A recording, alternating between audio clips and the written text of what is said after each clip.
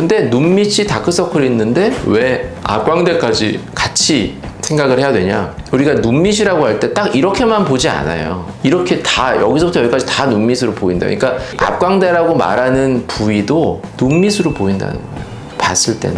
그게 이제 중요한 부분이에요. 근데 이 앞광대 부위의 특징은 나이가 들고 노화에 따라서 볼륨이 점점 꺼져요. 젊을 때는 볼륨이 이렇게 좋았어요. 이렇게. 그때 같은 사람이에요. 10년, 20년 지나면 이게 꺼진다니까요. 여기 이렇게 꺼져요. 제가 손으로 이렇게 밀어서 이렇게 올려드려요. 이렇게. 그러면 훨씬 좋아 보이거든요. 그것만으로. 아무것도 안 했는데 이것만 이렇게 올려도 엄청 좋아 보여. 되게 좋아 보인다는 거예요. 안녕하세요. 상담 오선생의 오선생입니다. 오늘 여러분들께 말씀드릴 내용은 눈밑 지방이식과 앞광대 지방이식에 대한 내용입니다.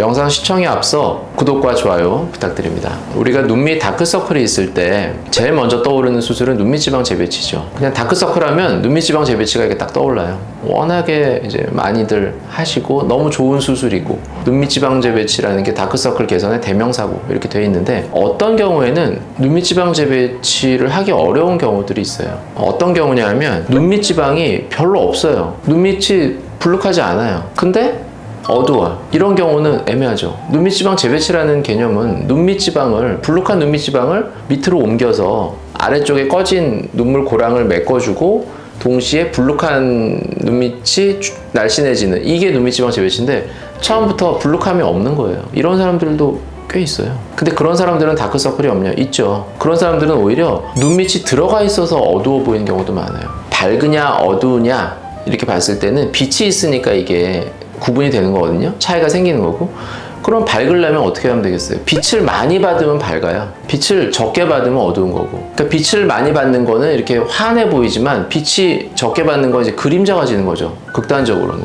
빛이 안 들어오는 거잖아요. 그림자라는 거는. 그러면 눈 밑에서도 충분히 그런 일이 나타날 수 있어요. 얼굴에서 우리가 봤을 때 밝은 데가 어디예요? 콧대, 그리고 이마, 이런 데가 밝아요. 빛이 비쳐도 뭐 이런 팔자주름, 코 밑에, 그리고 이런 데 입술 밑, 아랫입술 밑에 보면 어두워요. 다 턱선 이런 데 어둡죠. 근데 실제 색깔이 어두워요? 실제 여기 색깔이 어두워서 어두운 게 아니라 그냥 이렇게 보면 어둡잖아요. 눈 밑도 마찬가지로 빛이 비칠 때 이렇게 꺼져 있으면 어두워 보일 수 있거든요. 그래서 눈밑이 불룩한 경우에는 그 아래로 꺼짐이 생길 때 그늘까지 생기니까 더 어두워 보이는 거죠. 그래서 눈밑 지방 재배치를 하는 건데 눈밑 자체가 불룩하지 않은 경우도 어둡죠. 튀어나오지 않고 꺼져 있으니까 어두운 거예요. 그런 경우에 그러면 눈밑 지방 재배치를 해야 되냐? 쉽지 않죠. 불룩한 게 없는데 어떻게, 꺼져 있는데 눈밑을 내리면 눈밑 지방을 재배치를 해서 밑으로 내리면 더 꺼지잖아요. 그럼 더 어둡겠죠. 물론 내린 만큼 고랑이 좀 올라오면서 고랑 부분이 펴질 수는 있어요. 그거는 맞는데 그럼 눈밑 자체는 더 꺼지니까 눈밑은 더 어두워요. 그래도 난 고랑이 펴지니까, 고랑이 좀 밝아지니까 괜찮다. 그런 부분도 있을 수는 있지만 눈밑 지방이 어느 정도 있을 때 얘기죠. 눈밑 지방이 진짜 적은 경우에는 재배치를 하기 어려워요. 이런 경우에 어떻게 하냐? 이럴 때는 꺼진 눈밑을 오히려 올려주는 게 필요한 거죠. 이래서 필요한 게 이제 눈밑 지방 이식이라는 개념이에요. 내가 지방 이식을 하는데 꺼진 부분을 더 올려주는 거예요. 눈밑이 꺼졌다. 눈밑을 넣어주는 거예요. 그래서 올려주는 거예요. 눈물 고랑이 꺼졌다. 그럼 눈물 고랑에 넣어서 올려주는 거예요. 그래서 이제 눈밑 지방 이식이라는 거는 이제 그런 방식으로 접근을 하게 되죠. 우리가 이제 정확하게 눈밑이라 그러면 이 고랑의 윗부분을 보통 눈밑이라 그러고요. 눈물 고랑까지 눈밑이라고 할 수도 있고, 근데 저는 이제 조금 구분해서 이제 말을 하는 편이에요. 눈밑과 눈물 고랑을 조금 이제 구분을 해서 하는데, 눈물 고랑에도 지방 이식을 하고 눈밑은 사실 지방 이식을 하는 경우가 많지는 않아요. 눈밑이 올라오면 자칫 눈밑이 부어 보일 수가 있거든요. 그러면 밝아는 지는데 또 이뻐 보이질 않아요. 왜냐하면 예쁜 눈밑이라고 했을 때 애교살이 있죠. 눈밑에 애교살이 있고 애교살 밑은 살짝 들어가요. 이 들어가는 데가 눈밑이에요. 그랬다가 고랑 부분은 다시 올라와요. 이렇게 약간 올라오면서 앞광대까지 쭉 같이 올라오는 이런 느낌이 들어요. 이쁘단 말이에요. 그거는 이제 색깔도 색깔이지만 모양 자체가 이제 그렇게 돼야지 이쁜 모양이 드는데, 그 눈밑이 올라오면 고랑이 아닌 그 위에까지 너무 올라오다 보면 애교살이 점점 줄어들죠. 그러면 눈밑이 불룩해지죠. 근데 그렇게 된 게 밝아는 보여요. 더. 근데 밝은 게 다냐? 꼭 그렇진 않거든요. 눈밑 모양도 중요하거든요. 그래서 눈밑 같은 경우에는 고랑 부위 위주로 좀 이식을 하고, 고랑에서 약간 위쪽 정도까지는 좀 할 수는 있지만 애교살의 바로 밑에 있는 눈밑 쪽은 조금 덜 하는 편이에요. 그쪽은 잘 안 하는 편이에요. 이제 이런 방식으로 수술을 하고 있고요. 그러면 눈밑 지방과 앞광대 지방 이식은 또 어떻게 다르냐? 우리가 광대라고 하면 여기 이렇게 튀어나온 걸 광대라고 하죠. 광대뼈. 근데 이제 해부학적으로는 이게 이 뼈가 이렇게 생겼어요. 이 밑에서부터 이렇게 옆에까지 이렇게 있거든요. 이 광대를 보통 뭐 옆에 있는 거 옆광대 이런 말도 쓰고요. 앞에 있는 거 앞광대 이런 말을 써요. 그래서 앞쪽에 있는 광대다 이거예요. 근데 겉에서 볼 때 그러면 앞광대를 어디를 말하냐? 이 눈물 고랑 있죠. 고랑의 바로 다음부터 앞광대라고 보시면 돼요. 바로 다음부터 앞광대에서 팔자주름 있는데 그 전까지 이렇게가 앞광대라고 보시면 돼요. 앞광대는 그러면 눈 밑, 그 눈물 고랑까지 있는 그 눈 밑과 앞광대는 뭐가 다르냐? 달라요. 이게 이제 좀 차이예요. 눈 밑은 사실 좀 특수한 부위예요. 이 구조 자체가 얇은 눈 밑 피부가 있고 피하 지방은 거의 없어요. 아주 조금 있지만 거의 없고 바로 근육이 있어요. 이런 구조예요. 눈 밑이 사실 특수한 거고요. 눈물고랑 지나서 앞광대는 약간 더 두꺼운 피부가 있고 그 밑에 피하 지방이 꽤 있으면서 그 밑에 이제 근육이 있어요. 그래서 여기는 어두운 곳이 아니에요. 근데 눈 밑이 다크서클이 있는데 왜 앞광대까지 같이 생각을 해야 되냐? 눈물고랑이 이렇게 꺼지고 눈 밑도 좀 꺼지고 어두운 경우에 앞광대가 이렇게 꺼지면 여기까지 눈물고랑이 이렇게 있지만 여기가 꺼지면 여기까지 이렇게 그늘이 져 보여요. 꺼지면 그냥 꺼진 것 자체만으로 우리가 눈밑이라고 할 때 딱 이렇게만 보지 않아요. 이렇게 다 여기서부터 여기까지 다 눈밑으로 보인다. 그러니까 앞광대라고 말하는 부위도 눈밑으로 보인다는 거예요. 봤을 때는 그게 이제 중요한 부분이에요. 우리가 진짜 눈밑이라고 해부학적으로 눈밑이라고 말하는 부위만 내놓고 다니지 않는다고요. 그 부분만 색깔이 어둡구나 이렇게 생각하지 않는다고요. 근데 이 앞광대 부위의 특징은 나이가 들고 노화에 따라서 볼륨이 점점 꺼져요. 여기 있는 지방이 점점 꺼져요. 젊을 땐 괜찮아요. 블록하고 괜찮았어요.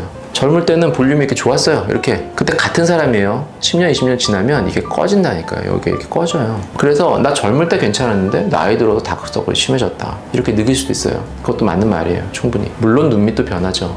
눈밑은 나이가 들수록 점점 불룩해지는 쪽으로 변해요. 점점 불룩해져요. 앞광대는 점점 꺼져요. 이게 달라져요. 그러니까 위에는 점점 나오고 밑에는 점점 꺼지는 이런 방향으로 변한다고. 그러면서 전형적인 그 눈 밑의 모양이 나오는 거예요. 노화에 의한. 근데 지금은 이제 눈 밑이 불룩하지 않은 경우에 대해서 말씀을 드리는 건데 그럴 때 눈밑 지방 이식, 눈물 고랑 이식도 필요하지만 그런 경우에도 앞광대가 꺼져 있을 수 있죠. 그러면 다크서클을 개선할 때 이 다크서클이라는 게 어차피 100% 개선을 못해요. 왜냐하면 눈 밑 피부 색깔이 그냥 어두운 사람이 많아요. 색깔 자체가 피부가 얇기 때문에 비쳐 보이는 걸 어떻게 개선하기 쉽지 않단 말이에요. 피부 자체가 착색이 돼 있고 색소 침착이 돼 있고 이런 경우는 그러니까 다크서클은 색소 침착도 있고 혈관이나 근육이 비쳐 보이는 것도 있고 지방도 튀어나오면서 꺼짐도 있어서 꺼진 부위에 그늘이 생기고 이런 게 다 같이 다크서클이에요.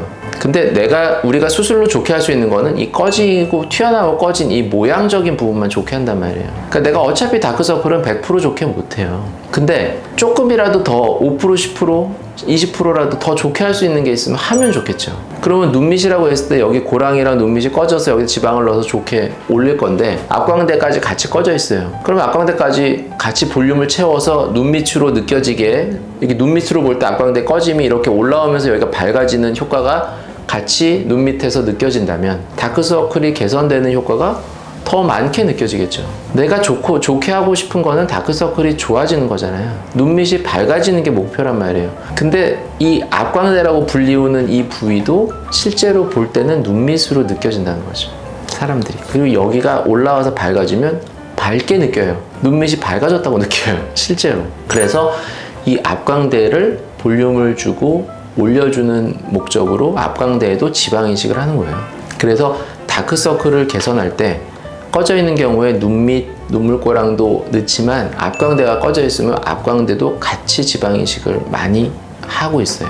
그렇게 하면 실제로 효과가 더 좋고. 그래서 이제 앞광대 지방 이식도 어떤 다크서클이 왜 앞광대 지방 이식은 뭐 갑자기 이런 얘기를 왜 하냐 이렇게 말씀할 수도 있는데 앞광대도 지방을 넣음으로써 다크서클을 개선하는데 충분히 도움을 줄 수 있다. 그리고 앞광대 지방 이식은 꼭 눈밑이 꺼져 있는 경우에만 해당되는 건 물론 아니에요. 눈밑 지방이 불룩해요. 그리고 고랑이 있어서 눈밑 지방 재배치를 해야 되는 상황인데 이런 상황에서도 앞광대가 많이 꺼져 있을 수 있죠. 그럴 때는 눈밑 지방 재배치는 재배치대로 하고 꺼진 앞광대는 앞광대 쪽에 지방을 넣어서 올려주는 거죠. 이렇게 하면 눈 밑에 밝아지는 효과가 훨씬 더 커지겠죠. 그래서 내가 눈밑을 볼 때 눈밑도 눈밑이지만 이 밑에 부분을 같이 한번 살펴볼 필요가 있어요.